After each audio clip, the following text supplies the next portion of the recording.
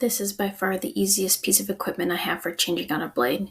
It's as simple as twisting that little knob there and then going to the side where the wrenches are stored, and then using those to twist off this blade. This does take a little bit of effort and some extra oomph. Once it's loosened, remove the wrenches. You'll twist off the nut and the washer and remove the old blade. Sometimes it's easy to raise the blade to remove it.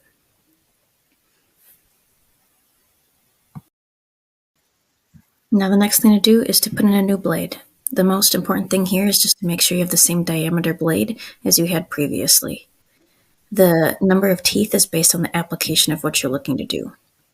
Now, yes, I did put the blades in backwards, so do make sure that the blades face towards you and then put the washer on and tighten down the nut. Easy peasy. All done.